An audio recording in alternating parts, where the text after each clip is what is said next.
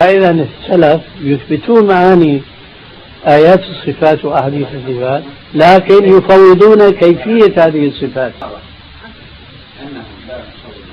أنهم كانوا يفهمون هذه الآيات: تبارك الذي بيده الملك، يد يعني لله يد ولكنها ليست كيد المخلوقات.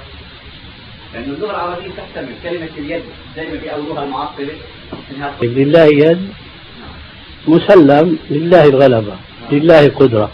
ما أول اصبر، هذا مسلم به لدى الجميع، تركناها جانبا. هل لله يد؟ وقف حمار الشيخ عند العقبة. أنا المفهوم الذي يعني المنهج اللي أخذنا عليه إنه ما تقول لله يد، الله أعلم بمراده. اسمح لي لألفت نظرك للشيء، إنه هذا القول مو قولك، هذا قول إمامك كذا. هو فعلا هيك بيقول. شوف يا شيخ علي، الله يهدينا وإياكم جميعا. ما شبهك نذكرها طبعا. العلم بده طاقات معينة وقدرات. فإذا إنسان بيقرأ اليوم بحث بإنسان غدا، هذا عبث أن يعتمد عليه. عرفت؟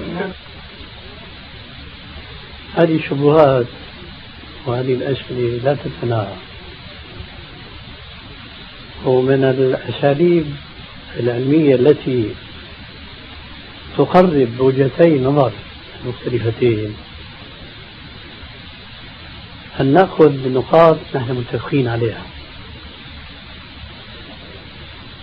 أنا أرجع في حديثنا السابق، نحن لازم نأخذ نقطة التقاء. قوله تعالى: ليس كمثله شيء وهو السميع البصير. السميع البصير صفتان لله عز وجل. ماذا يقول الذين يؤولون اليد والاستواء إلى آخره؟ ماذا يقولون في هاتين الصفتين؟ أو غير العبارة هي، نعيد عليكم سؤالكم. في آثار عن الصحابة أنهم فسروا السمع والبصر بما السلف والخلف متفقون على تفسيرهما به؟ الجواب: ما في آثار. ما في بيان عن الصحابة والتابعين في تفسير هذه الآية. جميل جدا. فكيف اتفق السلف والخلف؟ كيف اتفقوا على عدم التأويل؟ يعني صدفة؟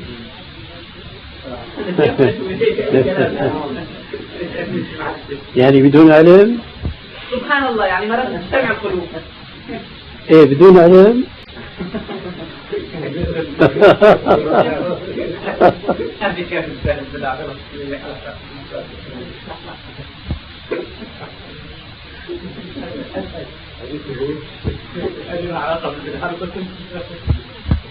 المسألة الحقيقة أوضح مما تصور.